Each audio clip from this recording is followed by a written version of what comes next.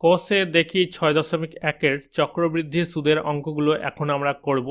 অঙ্কগুলো করার আগে আমাদেরকে যেটা জেনে নিতে হবে, আসল পি, সময় এন, সুদের হার আর, রেট অফ ইন্টারেস্ট, সুদ যোগ আসল এ, অ্যামাউন্ট সবৃদ্ধি মূল, এটা হবে সমূল চক্রবৃদ্ধি।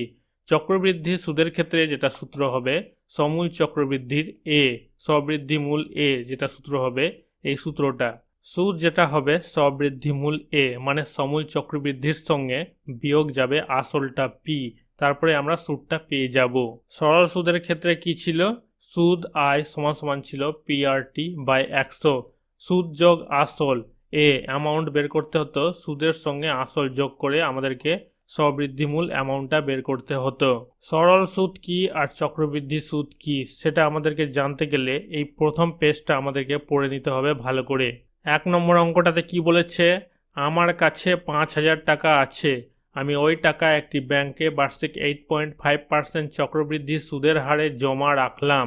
2 বছরের শেষে সুদে আসলে মোট কত টাকা পাবো হিসাব করে লিখি। আমাদেরকে যেটা বের করতে হবে সুদে আসলে মানে সবৃদ্ধি মূল। সবৃদ্ধি মূলের সূত্র যেটা উপরে তোমাদেরকে দেখালাম, সে সূত্রটা বসিয়ে আমরা অঙ্কটা করব। প্রথমে আসল পি কি হবে, 5,000 টাকা হয়ে যাবে। এই 5,000 টাকাটা সুদের হার আর, রেট অফ ইন্টারেস্ট কত হবে 8.5%, 8.5%, সময় এন কত হবে 2 বছর, 2 বছরের শেষে বলেছে, সময় হয়ে যাবে 2 বছর। অতএব 2 বছরের সমূল চক্রবৃদ্ধি সূত্র কি হবে, এ সমান সমান হয়ে যাবে, এই সূত্রটা আমরা বসিয়েছি। এরপর পি কত আছে 5,000 টাকা, 5,000 টাকা বসিয়েছি। আর রেট অফ ইন্টারেস্ট 8.5%, আর এন সমান সমান কি হবে 2 হবে, 2 বছর। এই দশমিকটাকে উঠিয়ে একটা শূন্য নিচে বসিয়ে দিব, হয়ে যাবে 1000। এরপর লসাগু করব, 1000, এখানে একের সঙ্গে 1000 গুণ হয়ে 1000 বসবে, এখানে 85 বসবে, 1085 যোগ হয়ে হবে 1085, নিচে 1000, সম্পূর্ণটার কি হবে স্কোয়ার হবে। এই স্কোয়ার মানে হচ্ছে এই ভগ্নাংশটা দুটো বসবে, এখানে একটা বসেছে এখানে একটা বসেছে, এরপর কাটাকাটি গেছে, এখানে একটা শূন্য এখানে একটা শূন্য এখানে একটা শূন্য, এখানে একটা এখানে একটা এখানে একটা শূন্য কাটা গেছে। প্রথমে আমরা এই দুটো সংখ্যাকে গুণ দিব, দুটো সংখ্যাকে গুণ দেওয়া হয়েছে এত বেরিয়েছে, এরপর 5 দিয়ে গুণ দেওয়া হয়েছে, গুণ দিয়ে এত বেরিয়েছে। এই 1000টা আমরা নিচে বসিয়ে দিব, একক, দশক, শতক, হাজার। এখানে আমরা তিনটা সংখ্যার আগে দশমিক বসাবো, একটা দুটা তিনটা, তিনটা সংখ্যার আগে দশমিক বসবে, এখানে দশমিক বসেছে।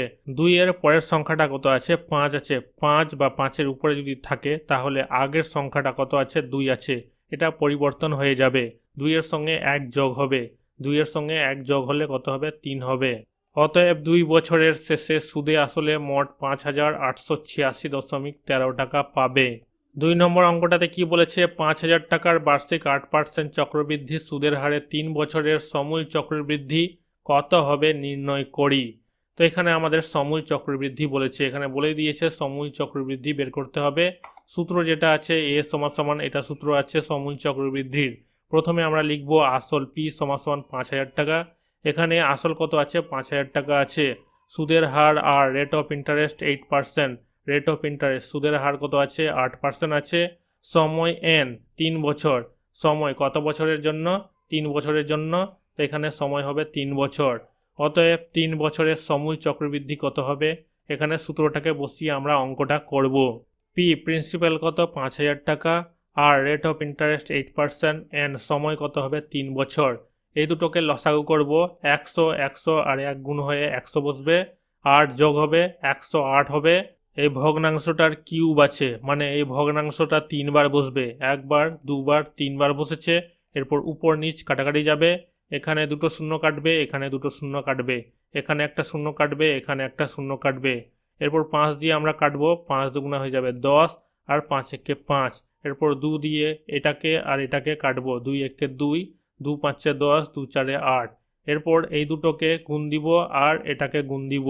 প্রথমে এই দুটো সংখ্যাকে আমরা গুণ দিয়ে কত পেয়েছি, এই সংখ্যাটা আমরা পেয়েছি, এরপর 54 দিয়ে গুণ করে আমরা এই সংখ্যাটা পেয়েছি, এই সংখ্যাটা বসে যাবে উপরে আর নিচে হয়ে যাবে 100টা। এখানে 100 আছে, দুটা সংখ্যার আগে আমরা দশমিক বসাবো, দুটা সংখ্যার আগে দশমিক বসানো হয়েছে।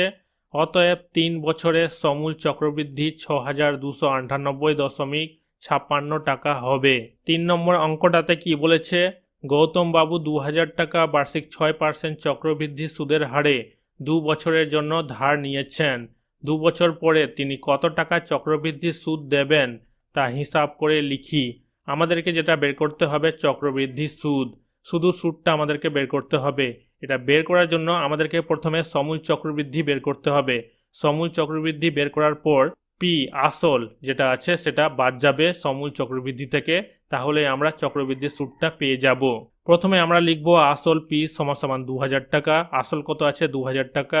সুদের হার আর রেট অফ ইন্টারেস্ট 6%, সুদের হার আছে 6%। সময় এন কত আছে 2 বছর। সময় কত আছে 2 বছরের জন্য ধার নিয়েছিলেন, সময় হবে 2 বছর। 2 বছরের সমূল চক্রবৃদ্ধি, প্রথমে আমরা সমূল চক্রবৃদ্ধি বের করব। এ সমান সমান আমরা সমূল চক্রবৃদ্ধির সূত্রটা বসিয়ে দিয়েছি। পি সমান সমান কত হবে প্রিন্সিপাল 2000 টাকা, 2000 টাকা বসেছে। আর রেট অফ ইন্টারেস্ট কত আছে 6%, 6 বসেছে। সময় কত হবে এন মানে হচ্ছে সময় 2 বছর, 2 বসেছে। এই দুটোকে লসাগু করব, লসাগু করে আমরা পাচ্ছি কত, এখানে 100 হবে, 100 আর 6 যোগ হয়ে 106। 106 এর 100 এ ভগ্নাংশটার স্কোয়ার আছে, মানে দুবার ভগ্নাংশটা বসবে। উপর নিচ কাটাকাটি যাবে, এখানে দুটো শূন্য কাটবে, এখানে দুটো শূন্য কাটবে, এখানে একটা শূন্য, এখানে একটা শূন্য কাটবে। এরপর নিচে থাকবে 10, উপরেরগুলোকে আমরা গুণ করে দিব। প্রথমে এই দুটোকে গুণ করব, এই দুটোকে গুণ করে পাওয়া যাচ্ছে কত, এই সংখ্যাটা পাওয়া যাচ্ছে। এরপর এই সংখ্যাটাকে 2 দিয়ে গুণ দিব, কত পাবো আমরা, এই সংখ্যাটা পাবো। এই সংখ্যাটা বসবে উপরে আর নিচে বসবে কত 10, 10টাকে নিচে বসানো হয়েছে। একটা শূন্য আছে, একটা সংখ্যার আগে আমরা দশমিক বসাবো, একটা সংখ্যার আগে দশমিক বসিয়েছি, এখানে আমরা শূন্য একটা ধরে নিব। অতএব 2 বছর পরে তিনি চক্রবৃদ্ধি সুদ দেবেন। কত টাকা দেবেন, এ মানে হচ্ছে সমূল চক্রবৃদ্ধি থেকে পি প্রিন্সিপালটা বাদ যাবে। তো এখানে সমূল চক্রবৃদ্ধি আর প্রিন্সিপাল আসলটা বাদ হবে, কত হবে 247.20 টাকা। 4 নম্বর অঙ্কটাতে কি বলেছে, 30,000 টাকার বার্ষিক 9% চক্রবৃদ্ধি সুদের হারে 3 বছরের চক্রবৃদ্ধি সুদ নির্ণয় করি। এখানে আমাদেরকে যেটা বের করতে হবে চক্রবৃদ্ধির সুদ। এটা বের করার জন্য আমাদেরকে প্রথমে সমূল চক্রবৃদ্ধি বের করতে হবে, তারপর সমূল চক্রবৃদ্ধি থেকে বাদ যাবে এই আসলটা পিটা। আসল পি কত হবে 30,000 টাকা, সুদের হার আর রেট অফ ইন্টারেস্ট 9%, সুদের হার কত আছে 9%। সময় এন, সময় হবে কত 3 বছর, 3 বছর হবে। 3 বছরে সমূল চক্রবৃদ্ধি, এখানে সূত্রটাকে বসানো হয়েছে। পি প্রিন্সিপাল কত হবে 30,000 টাকা আর রেট অফ ইন্টারেস্ট হবে 9, এন সময় হবে 3 বছর। এই দুটোকে লসাগু করব, লসাগু করে পাওয়া যাচ্ছে 109 আর নিচে 100। এই ভগ্নাংশটার কি আছে কিউব আছে, মানে এই ভগ্নাংশটা 3 বার বসবে, একবার, দুবার, 3 বার বসেছে। উপর নিচ কাটাকাটি যাবে, এখানে দুটো শূন্য কাটবে, এখানে দুটো শূন্য কাটবে, এখানে দুটো শূন্য কাটবে, এখানে দুটো শূন্য কাটবে।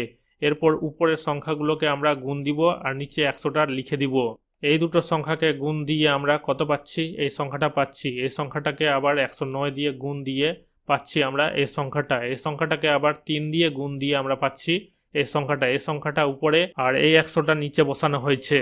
এখানে দুটো শূন্য আছে, দুটো সংখ্যার আগে আমরা দশমিক বসাবো, দুটো সংখ্যার আগে দশমিক বসানো হয়েছে।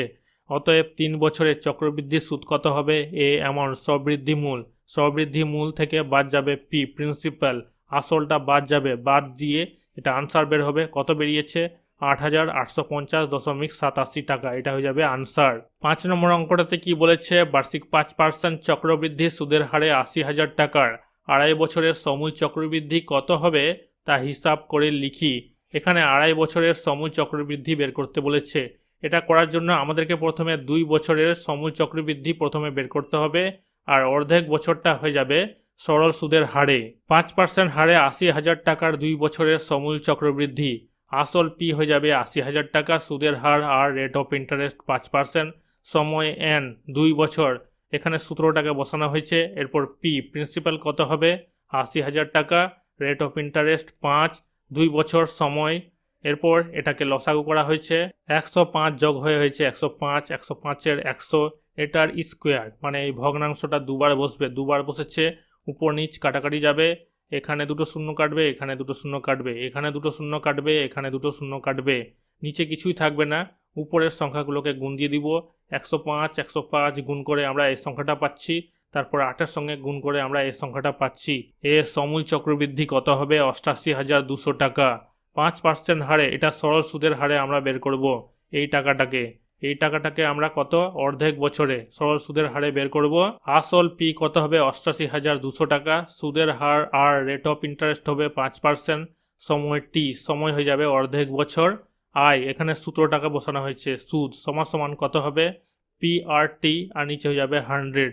পি মানে হচ্ছে প্রিন্সিপাল কত 88,200 টাকা আর রেট অফ ইন্টারেস্ট 5%, 5 বসেছে, টি সময় কত আছে অর্ধেক বছর, এখানে অর্ধেক বছরটা বসানো হয়েছে, উপর নিচ কাটাকাটি যাবে, এখানে দুটো শূন্য কাটবে, এখানে দুটো শূন্য কাটবে, 2 একে 2, এখানে 2 4 8, 2 4 8, 2 একে 2, 441 আর 5কে গুণ করে আমরা পাচ্ছি 2,205 টাকা। অতএব আড়াই বছরের সমূল চক্রবৃদ্ধি কত হবে? সমূল চক্রবৃদ্ধি প্রথম 2 বছরের সমূল চক্রবৃদ্ধি আর এই সুদটা কি হবে যোগ হয়ে যাবে, যোগ হয়ে এত টাকা বের হবে, এটা হয়ে যাবে আনসার।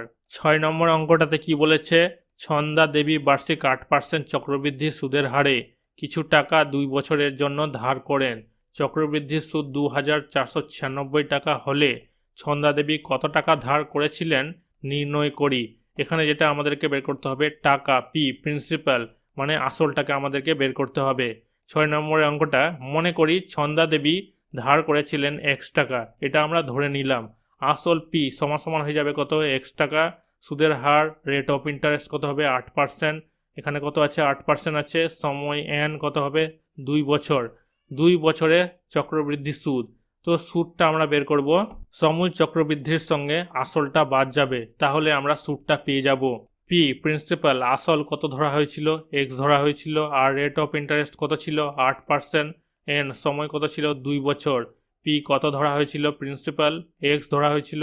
এরপর কি করব, এই এক্সটাকে কমন নিয়ে নিব, এখানে এক্স এখানে এক্স, এক্সটাকে কমন নিয়ে নিব, পরে থাকবে এইগুলো, তো এখানে এক্সের জায়গায় কিছু থাকবে না, -1 বসবে এখানে, এটাকে লসাগু করব, লসাগু করে আমরা পাচ্ছি কত, উপরে পাচ্ছি 108 নিচে 100, এটার স্কোয়ার হয়ে যাবে, এই একটাকে আমরা স্কোয়ার ধরে নিব, এটাকে সূত্রে ফেলবো, কিসের, এ স্কোয়ার মাইনাস বি স্কোয়ারের সূত্র, a plus B into A minus B, A plus B into A minus B এর সূত্রে ফেলা হয়েছে, লসাগু করব, লসাগু করে আমরা পাচ্ছি উপরে 208 নিচে 100, এটাকে লসাগু করব, লসাগু করে আমরা পাচ্ছি উপরে 8 নিচে 100, এটা হচ্ছে আমাদের চক্রবৃদ্ধির সুদ। এই চক্রবৃদ্ধির সুদ থেকে এই চক্রবৃদ্ধির সুদটা 2,496, এটা আমরা সমাধান করব।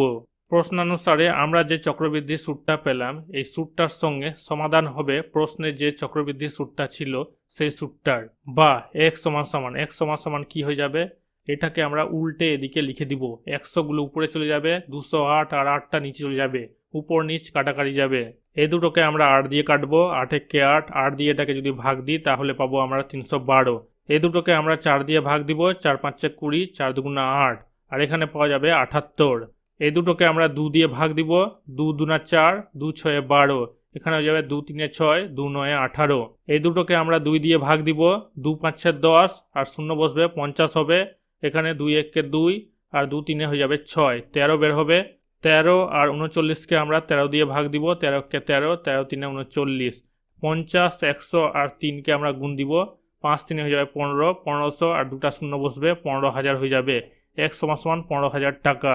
অতএব ছন্দা দেবী 15,000 টাকা ধার করেছিলেন।